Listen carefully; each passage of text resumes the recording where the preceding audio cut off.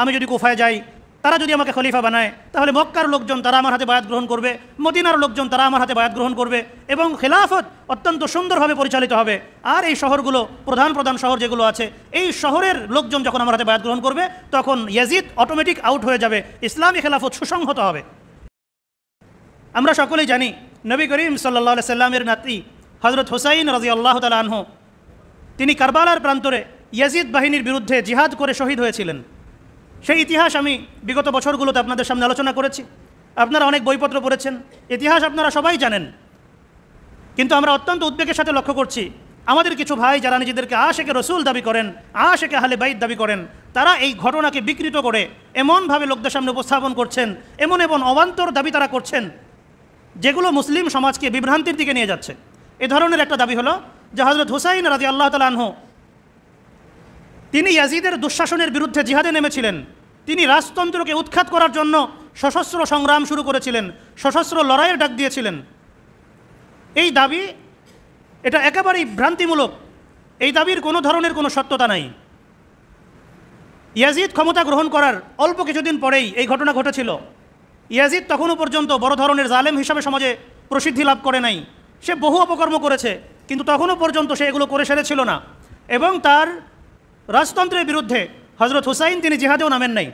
হযরত হুসাইন রাদিয়াল্লাহু তাআলা আনহু তিনি প্রকৃতপক্ষে কুফার দিকে রওনা দিয়েছিলেন একটি বিশেষ উদ্দেশ্য নিয়ে। তিনি ইয়াজিদের চেয়ে খেলাফত পরিচালনা করার অনেক বেশি যোগ্য ছিলেন এবং ওই সময়ে ইসলামী রাজ্যের প্রাণকেন্দ্র ছিল 4টা শহর, মক্কা, মদিনা, কুফা এবং শাম। তো ইয়াজিদের যে খেলাফত হয়েছিল, ইয়াজিদের খেলাফত এটা শুধুমাত্র শামের সাহাবীদের সাথে পরামর্শ করে হযরত মুআবিয়া রাদিয়াল্লাহু তাআলা আনহু সিদ্ধান্ত নিয়েছিলেন। মক্কার সাহাবী যারা ছিলেন, মদিনার সাহাবী যারা ছিলেন, কুফার সাহাবী যারা ছিলেন, তাদের কারোর সাথে তিনি পরামর্শ করেন নাই।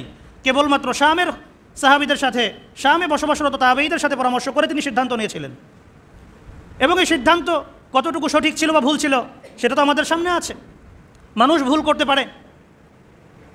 তো ইয়াজিদের হাতে বায়াত গ্রহণ করার জন্য যখন সে বিভিন্ন শহরে চিঠি পাঠালো, তখন মদিনার সাহাবায়ে কেরাম, মক্কার সাহাবায়ে কেরাম, কুফার সাহাবায়ে কেরাম এবং অন্যান্য আরও বহু শহরের সাহাবায়ে কেরাম তারা ইয়াজিদের হাতে বায়াত গ্রহণ করতে অস্বীকৃতি জানান। তখন অনেক সাহাবী জীবিত ছিলেন, অনেক বড় বড় সাহাবী যারা জ্ঞানে গুণে অনেক বড় ছিলেন। হযরত হুসাইন তো তাদের মধ্যমণি ছিলেন, তাদের শীর্ষ ব্যক্তি ছিলেন। তারা ইয়াজিদের হাতে বায়াত গ্রহণ করতে অস্বীকৃতি জানান এবং কুফা থেকে বিপুল সংখ্যক চিঠি ওনার কাছে জমা হয়। এবং যেহেতু হযরত আলী মুরতাজা হযরত হুসাইনের বাবা, তিনি কুফা থেকে খেলাফত পরিচালনা করতেন এবং কুফা থেকে এত বিপুল সংখ্যক চিঠি আসছিল যেখানে বলা হচ্ছিল আপনি কুফায় চলে আসুন, আমরা সকলেই আপনাকে খলিফা বানাবো। তিনি এই নেক নিয়তে রওনা দিয়েছিলেন, এই ভালো উদ্দেশ্যে তিনি রওনা হয়েছিলেন। আমি যদি কুফায় যাই, তারা যদি আমাকে খলিফা বানায়, তাহলে মক্কার লোকজন তারা আমার হাতে বায়াত গ্রহণ করবে, মদিনার লোকজন তারা আমার হাতে বায়াত গ্রহণ করবে এবং খেলাফত অত্যন্ত সুন্দরভাবে পরিচালিত হবে। আর এই শহরগুলো, প্রধান প্রধান শহর যেগুলো আছে, এই শহরের লোকজন যখন আমার হাতে বায়াত গ্রহণ করবে, তখন ইয়াজিদ অটোমেটিক আউট হয়ে যাবে, ইসলামী খেলাফত সুসংহত হবে। এই পবিত্র নিয়তে তিনি রওনা হয়েছিলেন। কিন্তু তারা এই ঘটনাকে বিকৃত করে এমনভাবে প্রচার করছেন যে না জানি হযরত হুসাইন রাদিয়াল্লাহু তাআলা আনহু ইয়াজিদের দুঃশাসনের বিরুদ্ধে সশস্ত্র সংগ্রামে নেমেছিলেন, জিহাদ করতে এসেছিলেন, তিনি গণতন্ত্রের মুক্তির জন্য এসেছিলেন। এমন কথা আজকাল অনেককে বলতে শোনা যাচ্ছে যে হযরত হুসাইন নাকি গণতন্ত্র পুনরুদ্ধার করতে এসেছিলেন। নাউযুবিল্লাহি মিন যালিক। এই ধরনের কথা বলা, বিশেষ করে রাসূলের আহলে বাইতের কাউকে কেন্দ্র করে যে তিনি গণতন্ত্রের মতো একটা কুফরি মতবাদকে প্রতিষ্ঠা করার জন্য এসেছিলেন, এটা অত্যন্ত জঘন্য বিষয়, অত্যন্ত ন্যাক্কারজনক বিষয়। এ ধরনের কোনো প্রোপাগান্ডার মধ্যে আমরা যেন পা না দেই, এ বিষয়ে আমাদেরকে সতর্ক হতে হবে। যারা বলছেন যে হযরত হুসাইন তিনি জিহাদের জন্য এসেছিলেন, তাদের দাবি অবান্তর। কেন অবান্তর? আমি আপনাদের সামনে বেশ কিছু পয়েন্ট উল্লেখ করছি যেন আপনারা খুব সহজেই বুঝতে পারেন। 1 নম্বর বিষয় হলো, হযরত হুসাইন রাদিয়াল্লাহু তাআলা আনহু তিনি যদি ইয়াজিদের বিরুদ্ধে জিহাদ করার উদ্দেশ্যে রওনা দিতেন, তাহলে তো তিনি জিহাদের সরঞ্জাম নিয়েই আসতেন, জিহাদের ব্যাপক প্রস্তুতি গ্রহণ করতেন। কিন্তু ইতিহাস সাক্ষী দেয় যে হযরত হুসাইন রাদিয়াল্লাহু তাআলা আনহু তিনি যখন মদিনা থেকে রওনা হয়েছিলেন, মক্কা থেকে যখন রওনা হয়েছিলেন, তিনি প্রথমে মদিনা থেকে মক্কায় আসেন, মক্কা থেকে কুফার উদ্দেশ্যে রওনা হন। তো এই পুরো পথে তিনি কোথাও কোনো অস্ত্রশস্ত্র সংগ্রহ করেন নাই। স্বাভাবিকভাবে তখন সকলের কাছেই তীর তরবারি থাকতো, এগুলোই তার কাছে ছিল, তীর, ধনুক, তরবারি, এর বাইরে কোনো অস্ত্র ওনার কাছে ছিল না। যদি তিনি জিহাদের জন্য আসতেন, তাহলে অবশ্যই তিনি এর বাইরে অন্যান্য যুদ্ধাস্ত্র নিয়ে আসতেন। 2 নম্বর পয়েন্ট, জিহাদের ময়দানে আসলে তিনি তার পরিবারের কিছু সদস্যকে নিয়ে আসতেন, নারী শিশু এদেরকে নিয়ে আসতেন না। যুদ্ধের ময়দানে কেউ নারী শিশুদেরকে নিয়ে আসে? হযরত হুসাইন তো পাগল ছিলেন না, তাহলে তিনি তার পরিবারের দুগ্ধপোষ্য শিশুদেরকে পর্যন্ত কেন নিয়ে এসেছিলেন? তিনি এসেছিলেন মূলত কুফায় থেকে যাওয়ার জন্য। তিনি এখানে আসবেন, খলিফা হবেন, এখান থেকে খেলাফত পরিচালনা করবেন, এই জন্য তিনি তার পরিবারের সবাইকে নিয়ে এসেছিলেন। যুদ্ধের জন্য আসলে আর যা কিছু তিনি করতেন, তিনি তার পরিবারের দুগ্ধপোষ্য সন্তানদেরকে নিয়ে আসতেন না। 3 নম্বর বিষয়, ওই সময় তার ডাকে জিহাদে শরিক হওয়ার জন্য হাজার হাজার নয়, বরং লক্ষ লক্ষ যুবক, লক্ষ লক্ষ সাহাবী তাবেঈ প্রস্তুত ছিলেন। কিন্তু তিনি তাদের কাউকে বলেন নাই, চলো আমি জিহাদে যাচ্ছি, ইয়াজিদের রাজতন্ত্র উৎখাত করতে হবে, গণতন্ত্র প্রতিষ্ঠা করতে হবে, চলো আমার সাথে যুদ্ধে যেতে হবে, এই কথা তিনি তাদের কাউকে বলেন নাই। এবং তিনি যদি জিহাদে যেতেন, তার সাথে বহু সাহাবায়ে কেরাম তারা স্বপ্রণোদিত হয়ে জিহাদে আসতেন। কিন্তু এমন ইতিহাসও পাওয়া যায় না যে তার সাথে কেউ স্বপ্রণোদিত হয়ে জিহাদের উদ্দেশ্যে রওনা হয়েছিলেন। 4 নম্বর পয়েন্ট, বড় বড় সাহাবায়ে কেরাম যারা জ্ঞানে গুণে অনেক বড় ছিলেন, হযরত আব্দুল্লাহ ইবনে আব্বাস রাদিয়াল্লাহু তাআলা আনহু, আব্দুল্লাহ ইবনে ওমর রাদিয়াল্লাহু তাআলা আনহু, আরও বড় বড় যারা ছিলেন, তারা সকলেই হযরত হুসাইন রাদিয়াল্লাহু আনহুকে কুফায় রওনা হতে নিষেধ করেছিলেন, কুফায় যেতে বাধা দিয়েছিলেন। হযরত আব্দুল্লাহ ইবনে আব্বাস, আব্দুল্লাহ ইবনে মাসউদ, আব্দুল্লাহ ইবনে ওমর, ওনারা সবাই বলেছিলেন যে মেহেরবানি করে আপনি কুফার দিকে যাবেন না। এই কুফার লোকজন তারা ওয়াদা খেলাফ করে। তখন প্রসিদ্ধ একটা প্রবাদ ছিল, আল কুফি লা ইউফি, কুফার লোকজন তারা ওয়াদা রক্ষা করে না। তারা বলছিলেন যে হযরত হুসাইন, আপনি আমাদের প্রিয় পাত্র, আপনি মেহেরবানি করে কুফার এই যাত্রা বাদ দিন, এটা ক্যান্সেল করুন। কুফার লোকজন তারা আপনার বাবাকে হত্যা করেছে। নিজের জীবন বাঁচানোর তাগিদে অথবা ক্ষমতার লোভে তারা আপনার বিরুদ্ধে দাঁড়িয়ে যাবে না, তার কী গ্যারান্টি আছে? মেহেরবানি করে আপনি যাত্রা স্থগিত করুন, ভেবেচিন্তে সিদ্ধান্ত নিন। এবং তাদের এই পরামর্শের প্রেক্ষিতেই হযরত হুসাইন রাদিয়াল্লাহু আনহু তিনি তার ভাই মুসলিম ইবনে আকিলকে কুফায় প্রেরণ করেছিলেন। তো মুসলিম ইবনে আকিল যখন গ্রিন সিগন্যাল দিলেন, মুসলিম ইবনে আকিলের চিঠি যখন তিনি পেলেন, এরপর তিনি রওনা হলেন। চিঠি প্রেরণ করার পরেই ইয়াজিদের পক্ষ থেকে উবাইদুল্লাহ বিন জিয়াদকে গভর্নর নিয়োগ করা হয় এবং উবাইদুল্লাহ বিন জিয়াদ মুসলিম ইবনে আকিল সহ আরও যারা যারা তাদের দলভুক্ত ছিলেন, হযরত হুসাইনের পথ চেয়েছিলেন, তাদের অনেককে হত্যা করে দেয়। কিন্তু চিঠি তো চলে গিয়েছিল। হযরত হুসাইন রওনা হয়ে যান এবং কুফায় আসার পরে যা ঘটার তাই তো ঘটে। 5 নম্বর বিষয়, হযরত সাহাবায়ে কেরাম, বিশেষ করে হযরত আব্দুল্লাহ ইবনে ওমর, আব্দুল্লাহ ইবনে মাসউদ, আব্দুল্লাহ ইবনে আব্বাস যখন তাকে বাধা দিচ্ছিলেন, ফারাজদাক রাহিমাহুল্লাহ যখন তাকে বাধা দিচ্ছিলেন, তখন তিনি তাদের কাউকে বলেন নাই, আরে আমি একটা পবিত্র উদ্দেশ্যে যাচ্ছি, জিহাদের জন্য যাচ্ছি, জিহাদের মতো এই ধরনের একটা গুরুত্বপূর্ণ কাজে কেন তোমরা আমাকে বাধা দিচ্ছ, তোমরাও বরং রওনা হও আমার সাথে। এমন কোনো কথা তিনি বলেছেন, এই কথা কোনো ইতিহাসের কিতাবে কেউ দেখাতে পারবে না। বরং তিনি বলেছিলেন, ভাই আপনারা আমাকে মানা করছেন, আপনারা আমার কল্যাণকামী, সবই ঠিক আছে, আপনাদের নেক নিয়তের ব্যাপারে, আপনাদের সদুদ্দেশ্যের ব্যাপারে আমার কোনো ধরনের কোনো সংশয় নাই। কিন্তু শুনুন, আমি আমার নানা নবী মুহাম্মদুর রাসূলুল্লাহকে স্বপ্নে দেখেছি। নবীজি আমাকে কিছু কথা বলেছেন, নবীজি আমাকে যেতে বলেছেন, এই জন্য আমি যাচ্ছি। আমি স্বপ্নে কী দেখেছি সেটা আমি কোনো দিন কারো কাছে প্রকাশ করব না। ফারাজদাক ছিলেন তৎকালীন সময়ের বিখ্যাত কবি, তিনি বাধা দিয়েছিলেন এবং হযরত হুসাইন ফারাজদাককে এই কথাগুলোই বলেছিলেন। কিন্তু এটা আধ্যাত্মিকতার কিছু বিষয় ছিল। 6 নম্বর বিষয়, যদি হযরত হুসাইন রাদিয়াল্লাহু তাআলা আনহু জিহাদের উদ্দেশ্যে আসতেন, তাহলে তো তিনি ইয়াজিদের পক্ষ থেকে যে সেনাবাহিনীর কমান্ডার ছিল ওমর ইবনে সাদ, বিখ্যাত সাহাবী সাদ ইবনে আবি ওয়াক্কাস রাদিয়াল্লাহু আনহুর ছেলে, তার কাছে তিনি 3টা প্রস্তাব পেশ করতেন না। আমরা জানি যুদ্ধ শুরুর আগে 7 অথবা 8 মুহররম হযরত হুসাইন রাদিয়াল্লাহু আনহু তিনি ওমর ইবনে সাদের কাছে 3টা প্রস্তাব পেশ করেছিলেন। 1 নম্বর প্রস্তাব ছিল যে তোমরা আমাকে আমার শহর মক্কা বা মদিনায় ফিরে যেতে দাও। 2 নম্বর, তোমরা আমাকে কোনো মুসলিম ভূখণ্ডের সীমান্তবর্তী এলাকায় চলে যাওয়ার সুযোগ দাও, আমি সেখানে গিয়ে কাফেরদের বিরুদ্ধে যুদ্ধ করতে করতে শহীদ হয়ে যাব।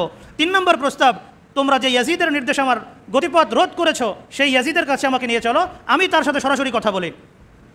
যদি হযরত হুসাইন রাদিয়াল্লাহু আনহু তিনি জিহাদের জন্যই আসতেন, যদি সেটাকে তিনি জিহাদের ময়দানই মনে করতেন, তাহলে তিনি এ ধরনের প্রস্তাব পেশ করতেন না। এই প্রস্তাবগুলো তো জিহাদের ময়দান থেকে পালিয়ে যাওয়ার প্রস্তাব ছিল, তিনি কেন এই প্রস্তাব পেশ করতে যাবেন? 7 নম্বর পয়েন্ট, হযরত হুসাইন রাদিয়াল্লাহু আনহু তার সঙ্গী সাথী যারা ছিলেন, 9 মুহররম তিনি তাদের সামনে একটা ভাষণ দিয়েছিলেন এবং তাদেরকে বলেছিলেন, আমি চাই তোমরা আমার থেকে আলাদা হয়ে যাও। এই লোকজন তারা আমাকে চায়, তারা আমাকে হত্যা করতে চায়, তোমাদের সাথে তাদের কোনো দুশ্মনী নাই। আমি তোমাদের সবাইকে একদম খুশি মনে অনুমতি দিয়ে দিলাম, তোমরা তোমাদের পরিবার পরিজন নিয়ে যার যার বাড়ি ঘরে ফিরে যাও, সুখে শান্তিতে বসবাস করো। আল্লাহর কসম, আমি তোমাদের কারো উপরে বিন্দু পরিমাণ অসন্তুষ্ট হব না। কিন্তু আমরা জানি তারা কেউ তাকে ছেড়ে যেতে রাজি হন নাই, তারাও তার সাথে যুদ্ধ করে শহীদ হয়ে গিয়েছিলেন। যদি তিনি এটাকে জিহাদের ময়দান মনে করতেন, তাহলে তিনি তার সঙ্গী সাথীদেরকে জিহাদের ময়দান থেকে চলে যাওয়ার হুকুম দিতেন, চলে যাওয়ার অনুরোধ করতেন, চলে যাওয়ার অনুমতি দিতেন? মোটেও করতেন না। বরং তিনি বলতেন, মরণপণ যুদ্ধ করতে হবে, ওদের বিরুদ্ধে যুদ্ধ করে গণতন্ত্র পুনরুদ্ধার করতে হবে, ইয়াজিদের রাজতন্ত্র উৎখাত করতে হবে, এমন গরম গরম বক্তৃতা তিনি দিতেন। কিন্তু আল্লাহর কসম, এ ধরনের কথা, এ ধরনের কোনো বক্তৃতা তিনি দেন নাই।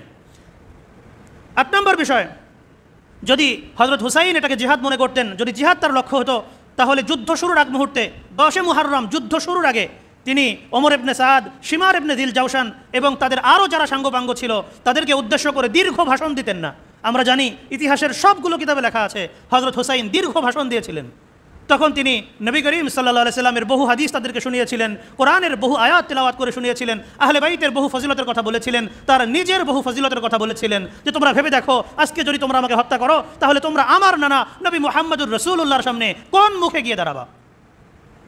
কিন্তু ক্ষমতার লোভে তারা অন্ধ হয়ে গিয়েছিল। ইতিহাসের কিতাবগুলোতে আছে শিমার ইবনে দিল জাওশানকে ইয়াজিদ অনেক বড় পদ দিয়েছিল, ওবায়দুল্লাহ বিন জিয়াদকে অনেক বড় পদ দিয়েছিল, ওমর ইবনে সাদকে রায় এলাকার গভর্নর বানানোর প্রতিশ্রুতি দেওয়া হয়েছিল। এই ক্ষমতার লোভে অন্ধ হয়ে তারা এই হত্যাকাণ্ড ঘটিয়েছিল। যদি হযরত হুসাইন এটাকে জিহাদ মনে করতেন তাহলে তো জিহাদের আগে এত সুন্দর সুন্দর উপদেশ দেওয়ার কোনো অর্থ হয় না। হযরত হুসাইন তো তার সাথীদেরকে রক্তে আগুন ধরিয়ে দেওয়ার মতো উপদেশ দিতেন এবং প্রতিপক্ষের বিরুদ্ধে নানান ধরনের কথা বলতেন, কিন্তু আল্লাহর কসম এ ধরনের কোনো কথা তিনি বলেন নাই। তিনি যুদ্ধ করতে চান নাই, বরং তাকে যুদ্ধ করতে বাধ্য করেছিল এই লোকগুলো যাদের নাম আমি বললাম। সবচেয়ে বড় খবিস শিমার ইবনে দিল জাওশান। ওমর ইবনে সাদের মন নরম হয়ে গেছিল যে উনি এত সুন্দর সুন্দর 3টা প্রস্তাব দিয়েছেন, আমরা কোনো একটা মেনে নেই। আমরা ইয়াজিদকে বুঝাই, আমরা ওবায়দুল্লাহ বিন জিয়াদকে বুঝাই। ওবায়দুল্লাহ বিন জিয়াদও কিছুটা রাজি হয়েছিল যে না, প্রস্তাবগুলো বিবেচনা করা যেতে পারে, কিন্তু শিমার সে বলেছে ইয়াজিদ তো আমাদেরকে এমনিতেই কত বড় বড় পদ দিয়েছে, এখন আমরা যদি তার পথের কাঁটা দূর করে দিতে পারি, এখন যদি আমরা হুসাইনকে মেরে দিতে পারি তাহলে সে অনেক খুশি হবে এবং আমাদেরকে এখন যে পদ দিছে এর চেয়ে আরও বড় বড় পদ দিবে। এ সমস্ত কথা বলে সে ওবায়দুল্লাহ বিন জিয়াদের মাথা বিগড়াই দিছে, সে ওমর ইবনে সাদের মাথা বিগড়াই দিছে এবং কুফার লোকদেরকে ভয় দেখাইছে যদি তোমরা হুসাইনের বিরুদ্ধে যুদ্ধ করতে রাজি না হও তোমাদের সকলের ঘর বাড়ি আমি চিনি, সবার পরিবারকে হত্যা করা হবে এবং পুরো কুফানগরীকে ধ্বংস করে দেওয়া হবে। নানান ধরনের ভয়ভীতি দেখায় সেদেরকে রাজি করছে এবং বড় বড় লোভ দেখাইছে, তোমাদেরকে এটা দিব সেটা দিব। ক্ষমতার লোভে তারা এই কাজগুলো করছে। হযরত হুসাইনকে একটা অসম যুদ্ধে বাধ্য করছে। হযরত হুসাইন আগে যান নাই যুদ্ধ করার জন্য, তিনি তার জায়গায় ছিলেন, কিন্তু তারা এসে ওনার উপর আক্রমণ করেছে, সীমারের নির্দেশে তারা আক্রমণ করেছে এবং তারা তাকে অত্যন্ত জঘন্যভাবে, অত্যন্ত ন্যাক্কারজনকভাবে হত্যা করেছে। ফোরাতের পানি বন্ধ করে দিয়েছে, সব ধরনের খাদ্যদ্রব্য এগুলো আসার পথ বন্ধ করে দিয়েছে, তাঁবুগুলোতে আগুন ধরিয়ে দিয়েছে, মহিলাদেরকে বেইজ্জত করেছে, শিশুদেরকে তাদের সামনে হত্যা করেছে, অনেক কিছু করেছে। কেন করেছে? ক্ষমতার জন্য করেছে।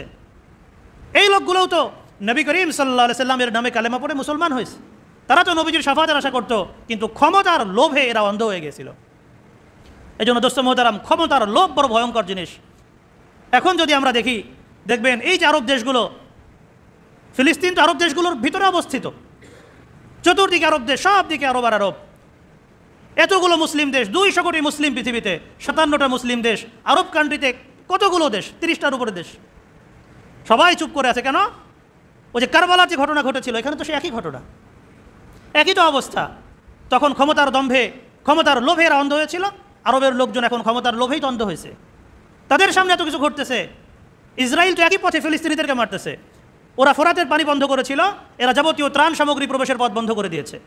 ওরা হযরত হুসাইনকে তার পরিবার পরিজনকে সামনে হত্যা করে ভয় দেখাতে চেয়েছিল, এরা প্রতিনিয়ত লোকদেরকে হত্যা করছে, ত্রাণের লাইনে দাঁড়ানো লোকদেরকে হত্যা করছে। আর বিশ্ব মুসলিম তাকিয়ে তাকিয়ে দেখছে, আরবের লোকজন তাকিয়ে তাকিয়ে দেখছে। কেন? প্রতিবাদ করলে ক্ষমতা চলে যাবে, প্রতিবাদ করলে আমাদের রাজতন্ত্র উৎখাত হয়ে যাবে, আমেরিকা আমাদেরকে সঙ্গ দিবে না, ইসরায়েল আমাদেরকে টেকনোলজি দিবে না, নানান ধরনের কাজ করে যাচ্ছে। দোস্ত মোহতারাম, আমরা যদি মুক্তি চাই, মুসলিম জাতির মুক্তি আছে যদি তারা নিজেদেরকে মুসলিম হিসাবে প্রতিষ্ঠা করে, কাফেরদের সাথে সব ধরনের সহযোগিতা বন্ধ করে, যদি মুসলিমরা মুসলিম পরিচয় বলিয়ান হয়, আত্মপরিচয়কে ফিরে পাওয়ার চেষ্টা করে, তাহলেই আমাদের মুক্তি আছে, ছাড়া কোনো মুক্তি নাই। আমরা যদি অস্ত্রে সংসম্পন্ন হই, আমরা যদি প্রযুক্তিতে সংসম্পন্ন হই, আমরা যদি আমাদের শত্রু মিত্র চিনতে পারি, আমরা যদি একতাবদ্ধ হতে পারি, আমরা যদি মজলুমের পাশে দাঁড়াতে পারি, তাহলে আমাদের মুক্তি। এছাড়া মুক্তির আশা করা যায় না। কারবালার ঘটনা থেকে আমরা কি শিখি? কারবালার ঘটনা আমাদেরকে বহু কিছু শেখায়, যে আত্মমর্যাদা বিসর্জন দিতে হয় না।